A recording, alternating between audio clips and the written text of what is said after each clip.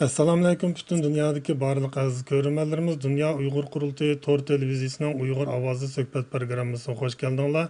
Men programma riyosatchisi Baxtiyor Ömer bo'laman. Aziz ko'rganlarimizniki suhbatni ko'rish jarayonida kanalimizga a'zo bo'lishni va hamkorlashni unutib qolmasligini umid qilamiz.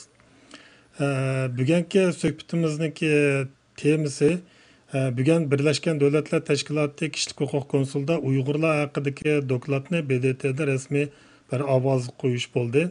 Mazkur yig'inda Uygurlar to'g'risidagi masalasi G'arbdagi demokratik davlatlar bilan Xitoyni qo'llaydigan musulmonlarni o'z ichiga olgan istibdod davlatlar orasida bir bo'linish paydo qildi.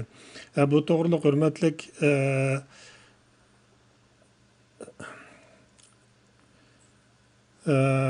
Hürmetlik Dünya Uyghur Kurultayı'nın muavin reisi, şundakla Hacettepe Üniversitesi okutuvchisi, dosent, doktor Erkin Ekrem Efendi'ne söhbetimizge teklif kıldık.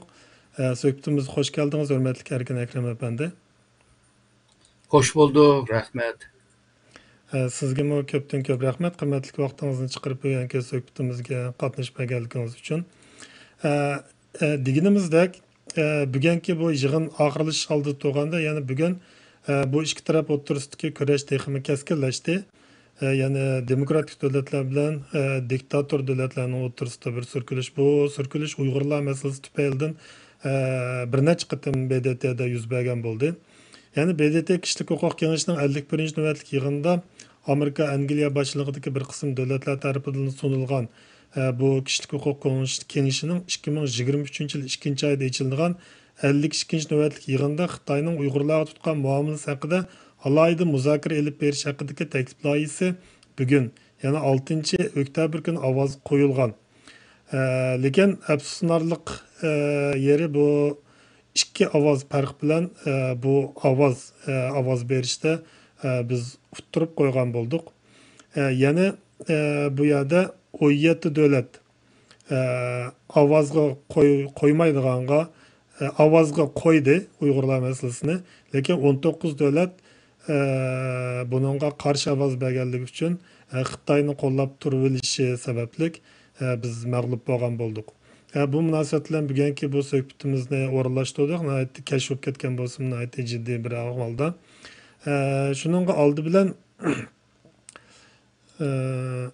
biz suhbatimizni bu masala to'g'riliq Dünya Uyghur Kurultayı'nın hürmetlik reisi Dolqun Aysa Efendim'i bu to'g'riliq bir doklad, bir bayonot e'lon qilgan edi. Biz buni hozir qo'ygandan keyin suhbatimizni davomlashtirsak.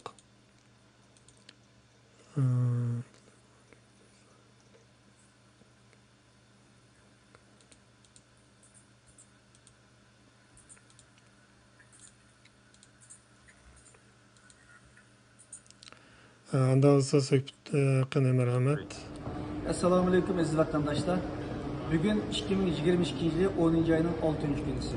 Biz Birleşken Devletler Teşkilatı'nın Ceneva'daki merkezinden 51 nöbetlik kişilik hukuk kengişinin tügeçki bir gün kalan, yani en ahirki günlerde bir yerde sizlerge bu videonu tartıştığımız.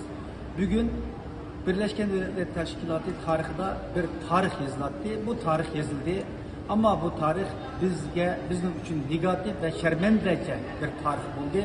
İnsan hakları kengişi için bir kara tarih yazıldı da karayımız.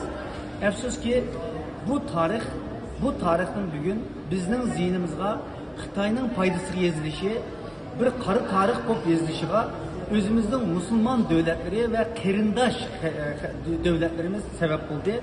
Bir yerde 47 devlet, Birleşken Devletler Teşkilatı İnsan Hakları Kengişi'ne a'zo 47 devlet belet taşıdı. Belet taşlaştığın ilgili 2 saatga yakın müzakereler elip verildi. Bir yerde Amerika, Fransa, Angliya, Norvegiya, Finlandiya, Yaponiya, Lüksemburg, Gollandiyaga o'xshaydigan devletler bu kararının İnsan Hakları Kengişi'de bugün Uygurlar hakkında çıkılan kararını qo'llab ve bunun bütün devletlerini bunun seferber kılıp bayanatlarını verdi. Uygurların vaziyeti hakkında, bu yerdeki Uygur halkının qaysi vaziyetleri hakkında naiti isil gaplarni qilgan bo'lsa-mu, ama yana bir qism davlatlar Qatar, Bolivya, Indoneziya, Pakistan, Venezuela, Kuba bu o'xshaydigan davlatlar Xitoyning tarafini tutib fikr bayon qildi. Toplam 17 davlat fikr bayon qildi. Buning 8'i abiyatim ben ismini deb o'tgan davlatlar, qolgan 7'leri Xitoyni qo'llagan davlatlar. En ahırda 2 saatlik müzakireden keyin ovoz tashlandi. 17 davlat Birleşken Devletler Teşkilatı Kişilik Hukuk Kengeyişi'nin Uygurlar hakkındaki kararını kollaydıqanlığını bildirip belet taşıldı. 11 devlet tarafsız belet taşıldı. 19 devlet Xitoyni qo'llab belet taşıldı. Neticede 2 ovoz ko'plik bilan bu karar bugün Birleşken Devletler Teşkilatı Kişilik Hukuk Kengeyişi'nin o'tmadi. Agar bu qaror o'tgan bo'lsa, nima bo'ladi? Bu qaror o'tgan bo'lsa, 2023-yili 2-oyning oxirida o'tkaziladigan 52 navbatlik Birleşken Devletler Teşkilatı İnsan Hakları Kengeyişi'de Uygur meselesi haqida maxsus alayda bir yig'in ochilib, Sharqiy Turkistondagi vaziyat muzokara qilinadi. Endi o'tgan shu 51 navbatlik yig'in boshlangandan buyon 9-oyning 12-sidan buyon hozirgacha bu yerda nurg'un faoliyatlar bo'ldi. Nurg'un davlatlar, nurg'un xalqaro tashkilotlar bu yerda har xil yig'inlarni o'tkazish orqali shu qarorning chiqishi uchun xizmat qiladi. Afsuski bugün bir yerde biz Indoneziyaga o'xshaydigan, Qatarga o'xshaydigan, O'zbekiston va Qozog'istonga o'xshaydigan bizning qarindosh, dindosh degan davlatlarimizning Xitoy bilan o'xshash safda turganligi yuragimizni yorildi. Bugün biz bu yerda yana shuni shohid bo'ldik. Indoneziya, Qatarlar hatto musulmonlikni oldingi planga chiqarib, yerda Uyg'urlarga, musulmon qarindoshlarga bo'layotgan vaziyatdan endişelendiğini bildirib turib fikir bayon qilib, en ahırda Xitoyni qo'llaydigan belet tashlaganligi qalbimizni haqiqatan yorildi. Demek bugün bir yerde diktatör Xitoyga o'xshaydigan diktatör davlat bilan musulmon va o'zimizning qarindosh davlatlarning qanchalik ittifoqdosh bo'lganligiga, qanchalik bir-birini qo'g'daydigan vaziyatga tushganligidan afsuslandim. O'zim musulmonlikdan faxrlanib kelgan bir insondim, ammo bugun mushu davlatlarning mushu harakatlardan meni nayt ümitsizlendirdi, durğunlagan insanların ümitsizlendirdi.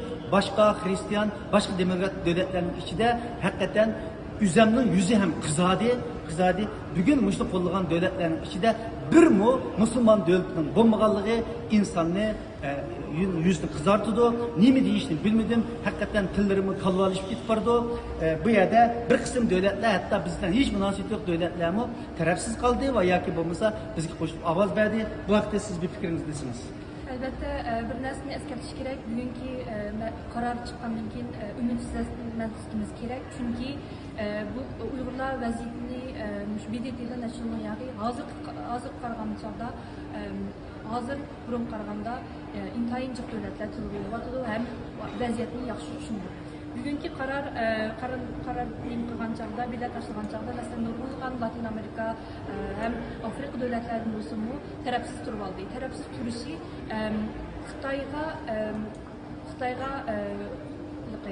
Xitoy qo'shilmaslikmi bir pozitiv bir ilgirlash deb o'ylashimiz kerak. Chunki bu davlatlarning bundan keyin texmo kuchayib, texmo lobiylikni kuchlantirib, nima qilib bu davlatlarni nima qila olamiz. Mesela Arjantina, Armeniya, Benin, Brazil, Gambiya, Hindiya, Libya, Malawi, Malezya, Meksiko'lar, Ukrayna tarafsız turib oldi. Demek Xitoyni qo'llamadı. Yana boshqa davlatlar bo'lsa, masalan Latin Amerikada Honduras bilan Paragvay ikki davlat bizni qo'llab bilan tashladi. Demek Latin Amerika'da bu Uygurlarning vazifasini qo'llaydigan davlatlar bor.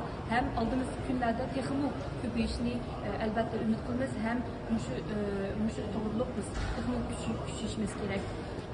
Bundan keyin endi BDT'ning masalan Oliy komissarmi bu ishga cho'qim bir pozitiv shaklda bir bayonot e'lon qilish kerak yoki bo'lmasa chin turib bir taraf tutish kerak.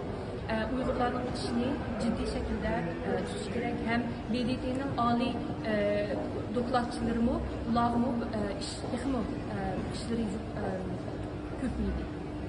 Endi bu yerda biz umitsizlanmaymiz. Albatta kurash davom qiladi. Bu Birleşken Devletler Teşkilatı bugün 17 devletinin bu meselini kötüler. Ekilişi 19 devlet 2 avaz farklılar ötüşünün üzümü elbette bizden bu hizmetlerinin teknik aldığımız karab kılışımızın zorunluluğunu gösteriyor. Şuna özümüz durvatkan devletlerdeki bütün Uygur teşkilatları hareketlerini güçlendirişimiz gerek. Kılıdığan işimizin layık köplüğünü bildirip atıdı. Özümüzde kırındaş, dindaş degen devletlerle olan faaliyetimizi teknik güçlendirişimiz gerekken bir yerde Katar, Endonezya, Özbekistan, Kazakistan'la hiç bulmuş tarafsız durmagan bolsumu, Xitayını kollamagan bolsumu biz bugün bunu tutattık. Hiç bulmuşsa bu mu bizden faydamıza bolgan boladı. Ama afsuski Xitayının ötken haftalardan bu yan bu devletlerimizden kandak lobi faaliyetini kılatkanlığı, nimelerni vədi kılanlığı, keçi gündüz bütün iqtisadi güçün işletip arkalı bu devletlerini setvağallığa, setveleştirişvatkallığa şahit olgan. Bugün bunun neticesini gördük ama ümitsizlenmeyimiz, köreş devam kılıdı. Aldığımız ki insan hakları yığınlarda yeni bir katımlık keler yıllar insan hakları komitinin yığında ya ki onun yığında çokum bu kararının çıkıdıkallığa işinemiz.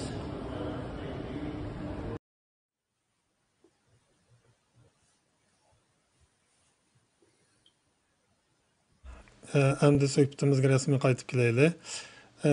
Demək, bu yerdə o yəni 19 bu surətini mən ekrana çıxıray. Yəni 19 dövlətninki qarşı turuşu, 17 dövlətninki qollaşı, yəni 11 dövlətninki öz avazdan vaz keçişi səbəbdən 2 numar 2 avaz kam nəticə bilən bu Dolqun İsa Əpəndi degəndək BDT üçün bir qara gün, yəni bir sətraq etqanda bir şərməndə bir gün boptu. Həqiqət, haqqaniyət, yəni bir qıtım məğlub bolğan boldu. Əmdə söhbətimizni bir pozitiv tərəfdən başlasaq dep oylayma. Yəni bu qıtımqı bu bilet taşlaş bundaq sürkülüşlər bir neçə qıtım yüz berdi. Yəni bu bugünkü bu bilet taşlaş arqılıq biz özümüzge yoki Uyg'urlarga qandaq bir pozitiv yoki negativ taraflarni ko'rib olaymiz. Hurmatli doktor Erkin Akram Efendi, bu to'g'riliq bir so'zlab bergan bo'lsangiz rahmat. Xo'sh. Bu aslında o'tgan shu 8 ayın 31 kunida Birleşken Devletler Teşkilatı İnsan Hakları Ali Komiserliğinin ilan kılgan bu Uygurlar hakkındaki insan hakları dokulatı. Bu dokulatda İğir insan hakları depsende hareketi bağdaydı. Onun kim bu insanlıkka karşı, insaniyetke karşı cinayet işlengenligime körnüptüdeydi. O ihtimalını sözlep ötken. Hem de bunda bir ehval boğandan keyin Birleşken Devletler Teşkilatı İnsan Hakları Ali Komiserliği bu meselene iniklaş ve bununla karar veriş lazım. Çünkü bu bir dokulat. Bunu bir şu Yüksek Komiserliğinin ki bir hüccet şeklinde bunu oturup koyuş lazım. Şununla bu garip devletler muşunu iniklaş ve şundakla Xitayının ki bu kılmışlıklarını tenkit kılış için bir layı teyya kılmakçı.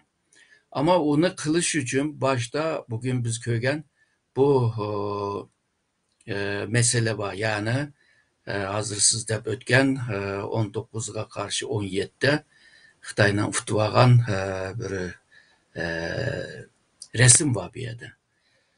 Onun bunda boğan takdirde hem de kilerciliğinin ki bir şey de şu Ali Komiserliğinin ki jığını da bunu müzakere kıldıgan ve şundakla müzakere dinkin bir kararname çıkarışının ihtimalime yok oldu hem de. Bir yerdeki bir ehemmiyetlik tarafı hem de Uygurların meselesi bu Birleşken Devletler Teşkilatı'nın ki bu zeminde, bu üstelde talaş tartışının ki en mühim bir meseleye aylanğanlığını gösterdi. Ve taraflar şu Uygur meselesi taraflarını yartıvadıdı. Taraflarına aciz devletler emezemdi. burunqi Birleşken Devletler Teşkilatı'nınki bazı organlardaki bu talaş tartışmamışlar bolğan hepimiz dep ötdünüz. Yani bu jığıp kelgen çağda Uygur meselesi ve şundaqla Şarkı Türkistan'da qalğan Müslümanlarınki meselesi halkıranınki muhim bir meselege aylanıp bu daim muşunda siyasi merkezde, halkıranın siyasi merkezde talaş tartışınınki bir meselege aylanıvatıdı.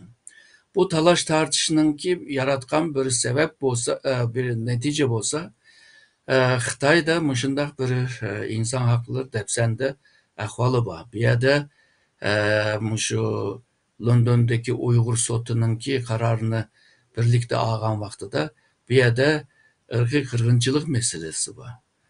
Bugünkü 21. əsrdə insanlıqnınki eybi hemdi bu.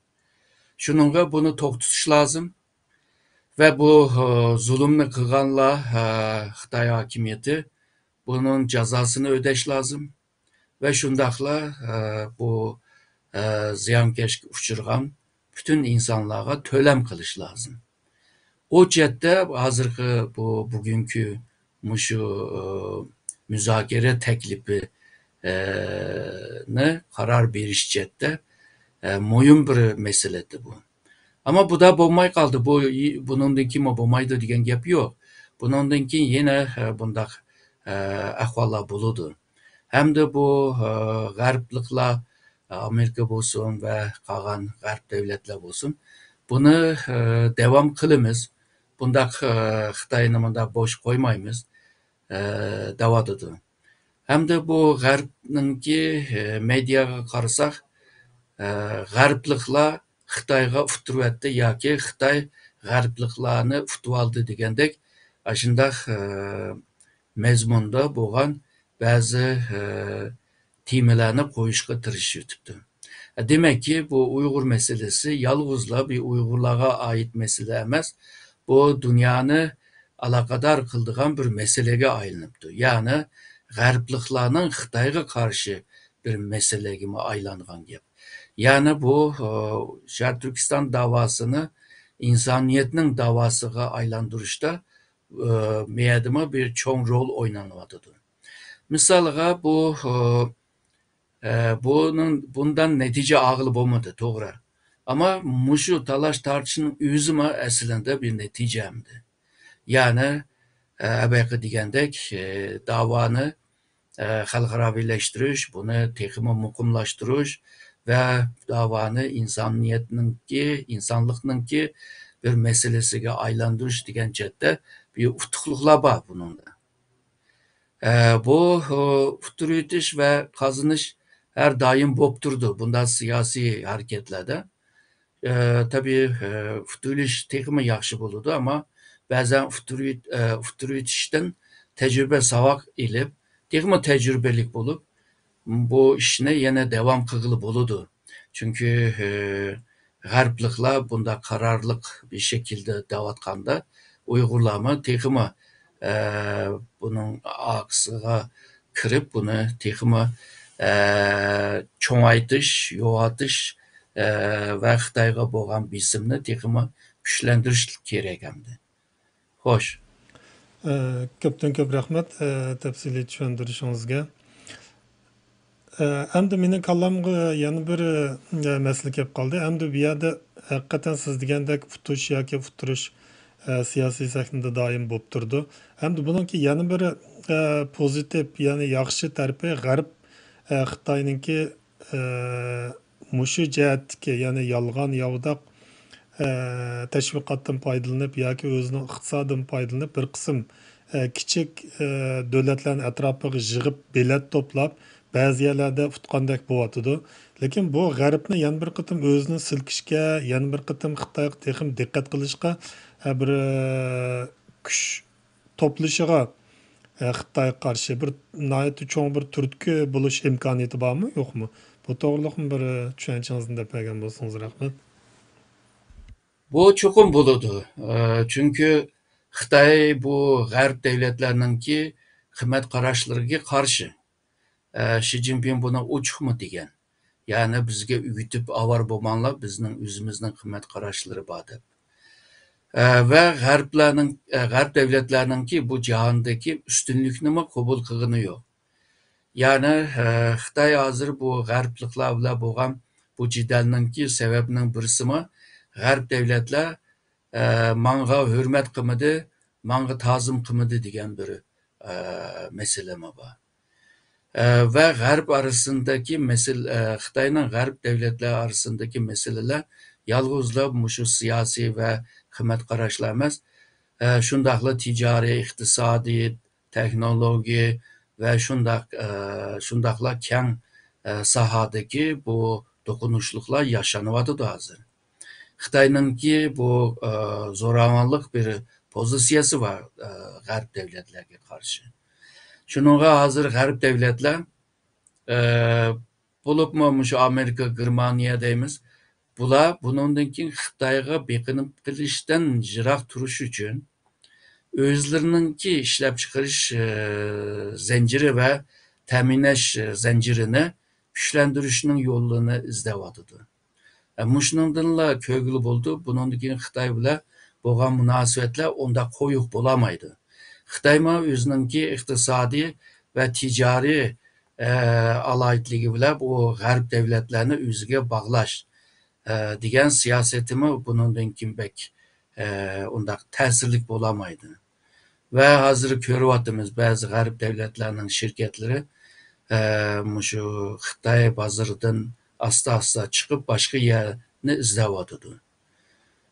Bu jihatdan deganda hamda G'arb Xitoyni bo'sh qo'ymaydi deb o'ylayman. Çünkü bir diktatör, bir hakimiyet var. O'zininki grajdaniga zo'ravonlik qilayotgan, zulm qilayotgan bir hakimiyet var. Bu hakimiyet eğer de ertugün cihanını so'rab qolsa hamda bütün dunyoga bunda bir zo'ravonlik ekilish mumkin. Eğer de qarshi chiqqan bo'lsa, uningga qattiq qo'lliq siyosatni ilib berish mumkin.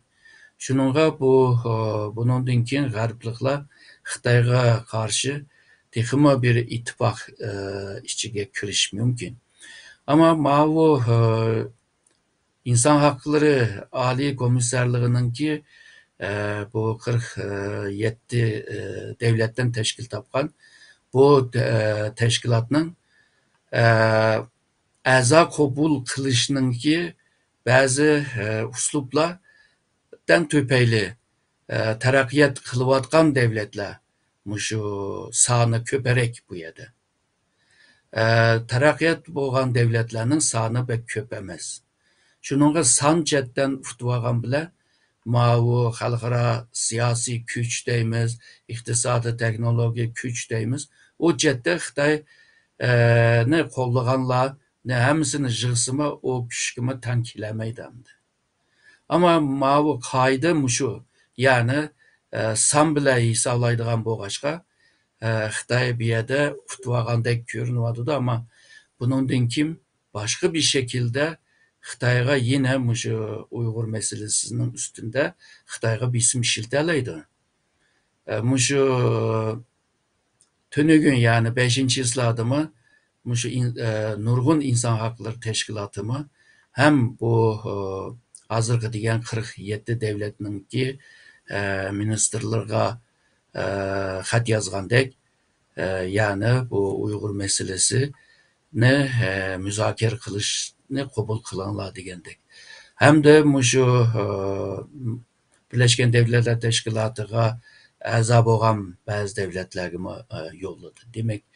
Demekçi bo'lganim bu G'arb dünyasında şu qimmat qarashlarni qo'llayotgan teşkilatlar bularmi abaqi G'arb devletler bilan birlikda harakat qiladi. Shuningla bu uzun müddetde yine bu Xitoyga bo'lgan bisimlar ko'p bo'ladi G'arb devletlerden deb o'ylayman. Xo'sh. Ko'pdan ko'p rahmat. Mishada yana bir savolni sorg'im keldi. Uzun bo'ldi. Dunyo ikki qutbga bo'linyapti deb so'zlab kelyapmiz.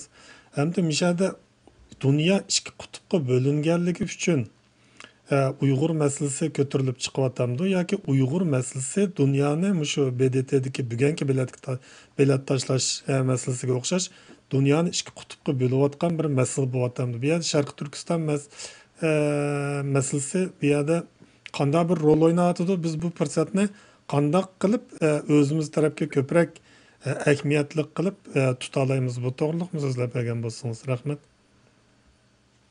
Hoş, bu aslında bu dünya bu G'arb dünyası ve Şark dünyası da burundan başlap bunda ayrımı var. Çünkü bu siyasi medeniyeti birbirine okşmaydı. Ama G'arb devletler bu cihette bir üstünlük bu başka. Kalan devletler hem de kısmen bozma şu G'arb devletlerinin ki siyasi medeniyetini kabul kılıp kelgen Xitay şundaktı. Xitay şu Xi Jinping'e aşındak yolunu tallapmağa ama Xi Jinping'den keyin bizim çoğun devlet bu. Bizning kimi özümüzün kıymet karışı buluş lazım. Bizim kıymet karışını dünyaya yeyiş lazım. Bizning kimi terakkiyat tecrübemizni dünya ile ortaklaşıp şu nurgun devletlerini özümüzge biqindiراlayımız bu degandek düşünce boğaşka bu iki taraf birbirisi bilan bir tokunuşlukla buluvadıdı. Bunun yine de bu Xitay'nınki bir teşvikatı var. Yani G'arbla çökevadıdı, Şark devletler yükselevadıdı. Yani Amerika çökevadıdı, Xitay yükselevadıdı da. Bu nurgun devletlerde bulup mu terakkiyat kılıvatkan devletlerde, Müslüman devletlerde bu bir bazırı var bu gapninki. Şununla bu kelgüsünde Xitay yükselgenden keyin Xitayning yine de turaylı, Xitay degan çoğun baza, Xitayda meblag saldıgan jiq pulu var. Xitay bilan hamkorlik qilsak balki texmi foydali bo'ldi.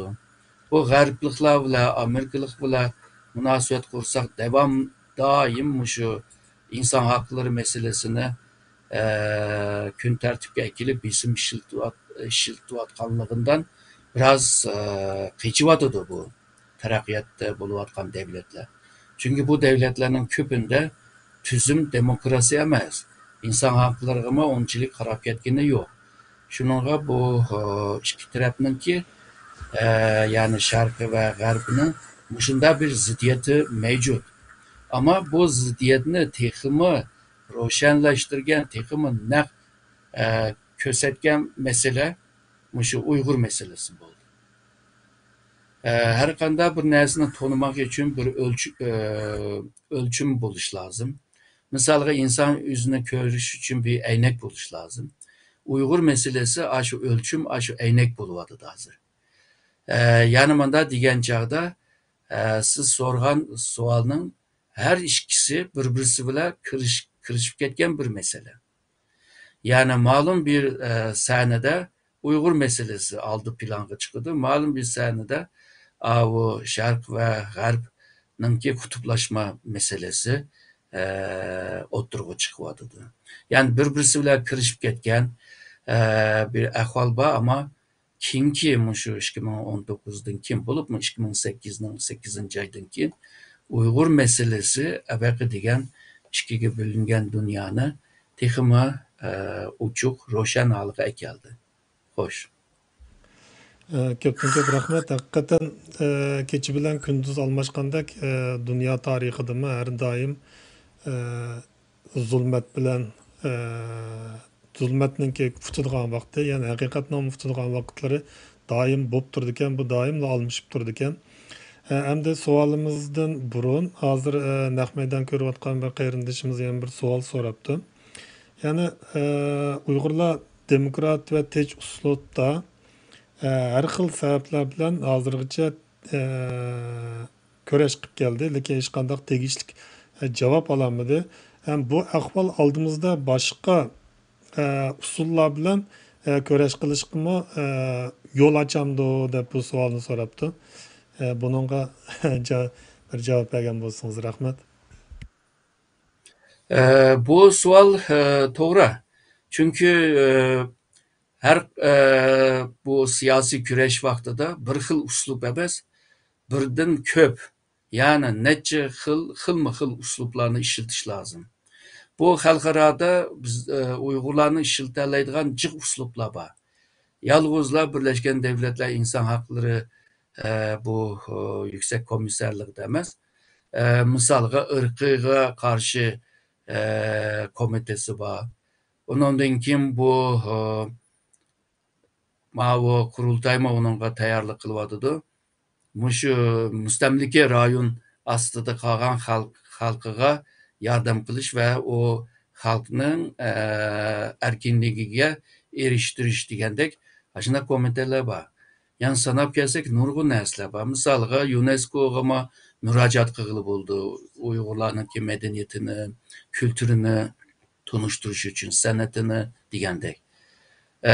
Bazı yerlerde diplomasi lazım buldu. Başka devletler bile o devletlerine qanday hayil qilish meselesi var. Ondan keyin bu o'zimizningki qimmat qarashlarni tunishtirib, milliy mafkurani tunishtirib, xalqaro jamiyatlarni, xalqarodagi xalq jamiyatlarni o'zimizga tortishma bir cho'ng bir mesele bu mu? Yani dünyada kıldığan nurgun işler var. Ama biz hem maddi cihetten hem insan menbesi cihetten yetişemeyivatımız. Mavu hazırki insan hakları meselesi assan ve şundakla netice iliş cihette onay bu başka muşu meselege hazırca bakışını muşnaga işiltivatıdı. Ama bunda işler xalqaro seviyede, xalqaro sahnede bunda işlerini qilish bunda asan to'xtamaydi. Eğer Şarkı Türkistan meselesi asan bo'lsa, hozirgi Uyg'urlarninki ustiga tushmaydi. Yani bizden cho'nglar allaqachon hal qilib bo'latdi. Yani bugün xalqaro sahnede Uyg'urlarninki meselesi şu yadro yerde yer ilyotidi. Misalga burun Keşmir meselesi dünyanın çoğun meselesidir. Filistin meselesi çoğun meselesidir. Bundan evvel Tibet meselesi çoğun meseledir. Ama ular kepkili bazıları Şarkı Türkistan meselesi, Uygur meselesi hazır siyasi merkezge kelgen buldu. Bulup mu çoğun devletlerin arasındaki bir meselege aylanıvatıdı. Şununla bu utukluk bizimki kinki 100 yıl içinde ki bir çoğun utukluk aslında. Muşalığı kilişinin üzümü bir çoğun utukluk ama bunun bilen kalmayımız hamdi. Tihimi tırışıp ahırkı nişanga iriş için belki degende xil yol bile, xil usluplar bile, xil yetişken adamlar bile bu işini yani devam kılış gerek hamdi. Boş. Nayet yaxşı tushuntirib berdingiz. Ko'pdan ko'p rahmat. Demisimi hozirgi abaymi deb o'tdingiz. Mushu Uyg'ur masalasining belat tashlanishimi o'zim bir natija deb. Haqiqatan hozirgi Uyg'ur masalasiniki bugungi kunga kelishi nayet ko'p ajr, tirishchanlik va nurg'un natijalar oldimizda turibdi. Yani şu natijalarni besib o'tganligimiz uchun bugungi kun keldik deb qarayman men shaxsan. Hem de bir yerde hürmetli Dolkun Aysa Efendi degandikidek Müslüman dünyası meselesi var. Yani bugünkü bu belet taşlaşta ya bir Türk dünyasıdan ya Müslüman dünyasından bir avaz yok. Yani bunlar beytaraf mı turuş yok tutulsun hemisi Xitay'a belet taşlagan. Onda da şu Müslüman dünyası Şarkı Türkistan meselesi kanda bir rol oynaydı. Ya ki bunu yani bir özgertip desek Müslüman Şarkı Türkistan meselesi Müslüman dünyası da deb alamdık. Yani lekin biz Müslüman dünyasından qandaq paydalana alaymiz. Hazırgacha nurg'un ishlarni qildik, nurg'un lobichilik xizmatlari, tashviqotlar, hatto bugunning o'zida bo'lyotidi. Yoki biz tegishli xizmatlarni qilolmadikmi yoki bu musulmon dunyosi hukumatlari mustabid bo'lganligi uchun bundoq bir xizmatniki bundan keyinmi qilgan bilan baribir unumi bo'lmamdi. Bu to'g'riliqmi bir tushuncha bergan bo'lsangiz rahmat. Xo'sh, bu Müslüman kimlik ve Türkiye kimlik Şarkı Türkistan halkınınki köp sandaki insanların kimliği. Yani İslam dünyası ve Türk dünyası bizim için mühim bir iki dünya.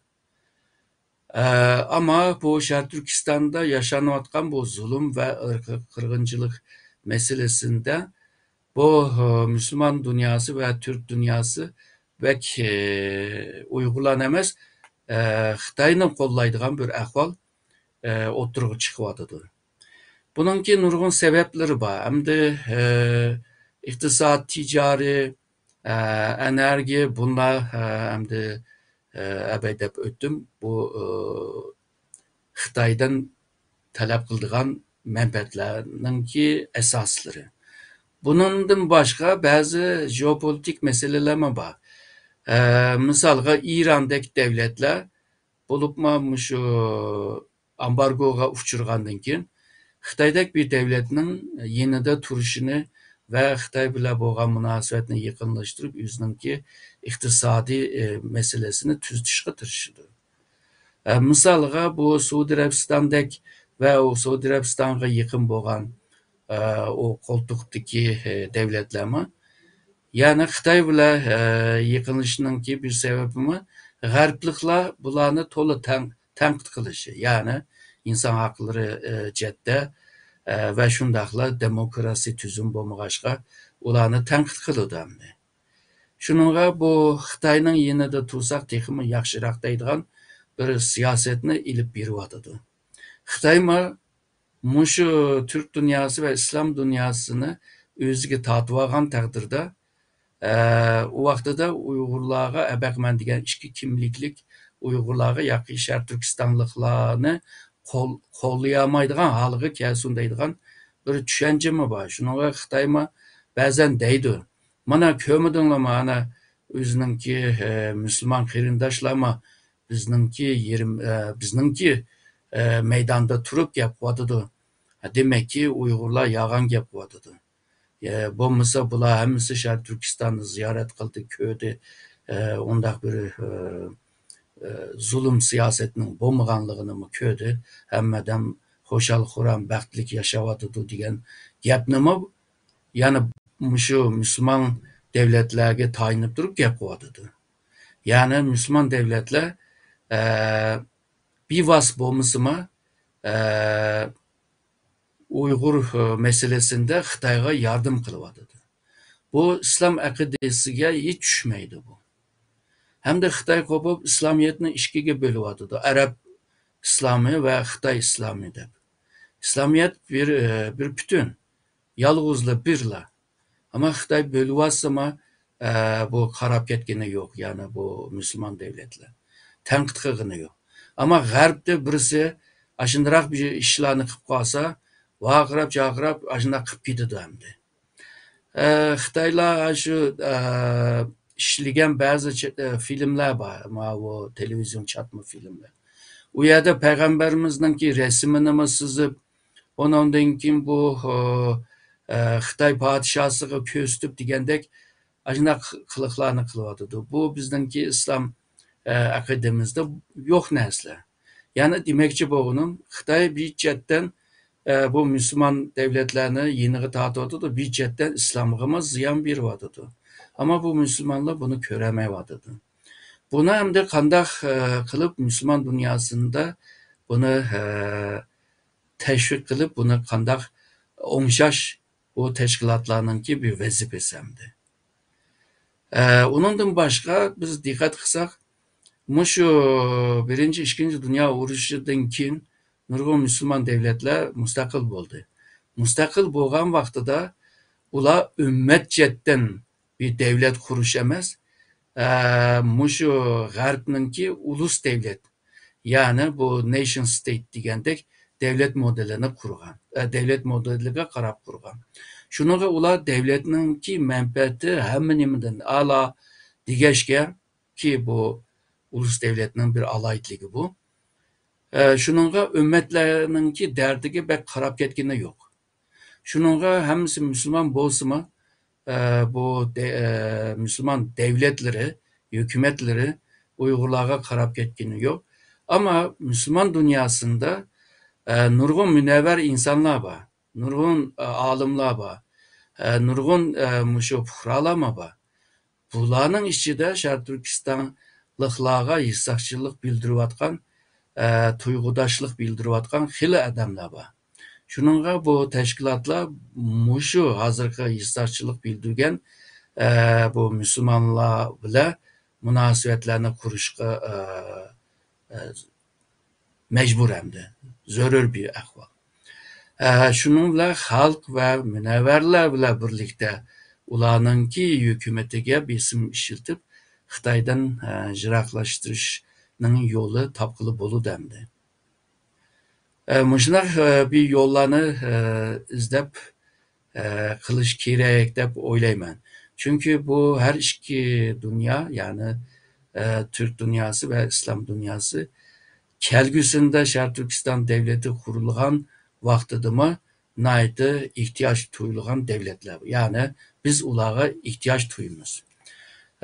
Hozirdan boshlab o yo'llarni izlab qilish kerak deb o'ylayman. Misolga burun bu Malayziya deyli, Malayziya. Bular biraz Xitoyga yaqindi. Bunday masalalarga kelgan chaqda shu Uyg'urlardan jiroq turgan ahvol bordi. Ama keyingi yıllarda bular mı o'zgardi? Mana budaqi bu bilet tashlashda biletni atkaz qilibdi endi. Bilet tashlamabdi. Bunda bir ahvol var. Liviya misoliga Xitoy bilan bir yaqinlik var. Ular mı tashlabdi?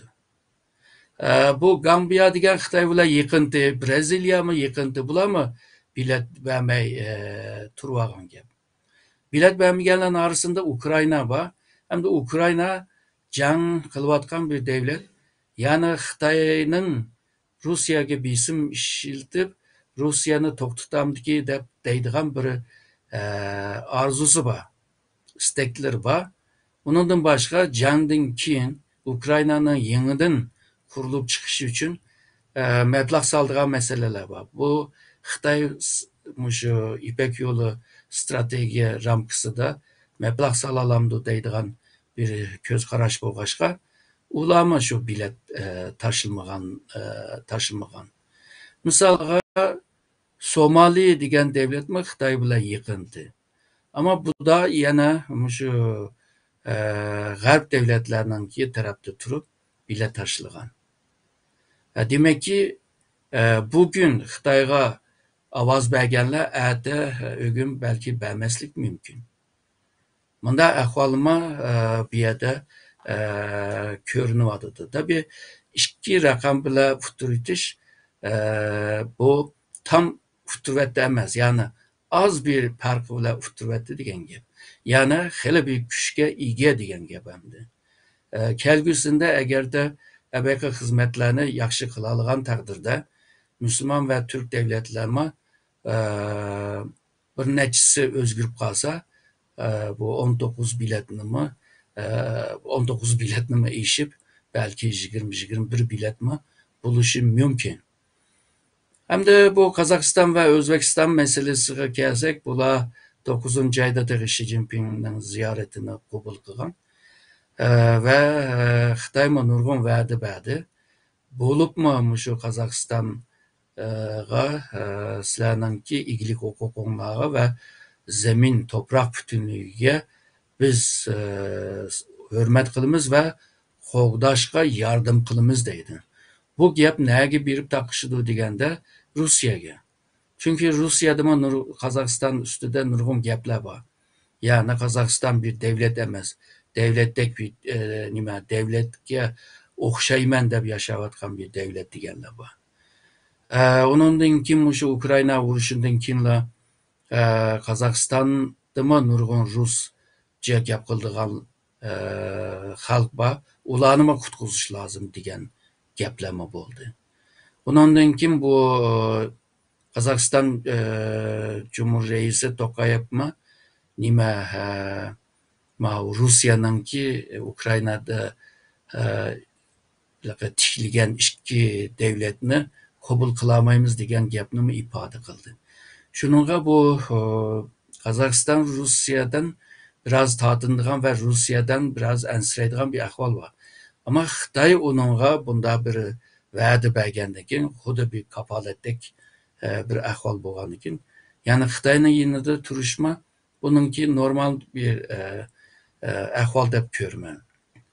Özbekistan mı şunda? Özbekistan'da hem de terakki kılıvadıdı. Töt taraftan meblağ silişini istevadıdı. Töt taraftan teknoloji kilip ekeldirip şu Özbekistan'ın terakkiyatını güçlendirişe tırışıvadıdı. Şununla Xitay'daki meblağ salalaydigan, teknoloji eklelaydigan hem de çoğun bir bazarını jitir koşunu mu xalamaydigan ahvallar var. Hem de eğer de şu Kazakistan, Kırgızistan'ın hem xavfsizlik cetten hem iktisat cetten bir başka yerden bir kapalet tapalısa belki Xitay bile bunchilik mı yakın bolmaslık mı mümkün. Her iki devlet şunu bilidi.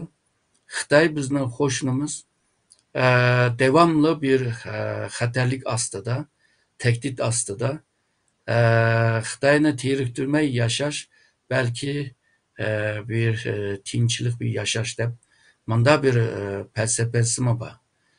Eğer de bu ensirashlarni yo'qotilgan taqdirda yoki vaziyatlar o'zgargan taqdirda ular mı belki Uygurlarni Sharq Turkistonni qo'llaydi deb o'ylayman. Chunki Sharq Turkistonda Qozog'larmi, O'zbeklarmi lagerda, turmada bu zulm ko'ryotidi. Bence ularning ichida yanada yardım qilgisi bor, ama abaqiman degan sharoitdan topayli buni qilolmayotidi deb o'ylayman. Xo'sh. Köpten köp rahmet hürmetli Erkin Ekrem Efendi. Nayeti tepsili keng dairede bir tushuncha berdiniz. Hem de ahirgi savolimiz bugun shu ovoz berish oyoqlashgandan keyin bizning atrofimizdagilar ko'ngilning nihoyatda yerim bo'lganligini, bearam bo'lganligini deb o'tyotidi. Bundaq ovozlarni jiq hamda abay deganingizdek bundaq futush yoki futurish haqiqatniki haqqoniyatninki dafsanchilikka uchraydigan vaqtlar bo'lib turdiki, bu tarixdami davomlashib kelayotgan bir ahvol. Hamda mushundaq ahvollarga yo'liqqanda Uyg'urlar qandoq inkas qaytarish kerak, qandoq ro'yi oltin tangshash kerak, bu to'g'riliqmi bir jamoatga tushuncha bergan bo'lsangiz oxirida. Rahmat. Katiyen ümitsizlik bulmaslık lazım. Çünkü şunu biliş lazım, bu dava onda asan bir dava emesemdi. Bir işki hareketlerle Şarkı Türkistan'ı kutkuzdığan, müstakil bulalaydıgan bir ahval emez. Ben dedim, bu asan boğan bolsa bu işler bizge kamat dedim. Şununla bu ümitsizlenmek lazım. Bu ikincisi bu halkara münasebetlerde daim özgürlükler bulup durdu. Şu özgürgen vaxtıda derhal şu fırsatını çin tutup özününki paydasına aylandıralaydıgan bir kabiliyetke ilgi buluş lazım hem de. Yani halkaranı yaxşı tonuş lazım. Onundan başka ben yukarıda mı dedim, bu siyasi, diplomasi, kanun, medeniyet, kıymet qarash degan sahalarda mı başka devletlerine mi qayil qilishga tirishmak lazım. Aslında bu dünya yaman keng bo'lg'achqa nurg'un qilaoladigan ishlarimiz bor. Eğer tar bo'lib qolgan bo'lsa, o ishni qilish biraz qiyin bo'ladi. Yani bizninki bu meseleler qiyin bo'lgan siri tegimi tirishmak lazım. Bu da kazanamadık, ama kiler qitim qanda kazanımız degan bir oy fikirga kelish lazım, planlarni qilishga tirishmak lazım deb o'ylayman. Yani bu her bir qiyinchilikqa uchraganda agarda nima mijozimiz bozulib, ondan ümitsizlikda qilib anda bunda qilsak, o to'g'ri bo'lmaydi. Çünkü dava degandan keyin bununki qiyin tarafı bo'ladi, asan tarafı bo'ladi, ama köperek şu qiyin bo'ladi. Unda asan bo'lgan bo'lsa, onun neticesimi addi oludu. Ama qiyin bo'lg'achqa onun neticesimi isil boludu deb o'ylayman. Köpten köp rahmat. Siz doim deb kelayotgandek inson o'g'lininki eng qila oladigan eng cho'ng ishim shu davlat qurishga. Biz shu davlat qurishni nishon qilib ketayotganligimiz uchun haqiqatan bitmas tugmas qiyinchiliklar bo'ldi. Uning ustiga hozirgi dunyo vaziyati bu texmi murakkab, lekin fursatlarni to'lib toshqa holatda turibdi. Shuning bilan bugungi suhbatimizni mishada oxirlashtirsak, qimmatli vaqtingizni chiqarib programmamizga yarim kecha bo'lsa-mu kelganingiz uchun ko'pdan ko'p rahmat aytaman. Men rahmat aytaman.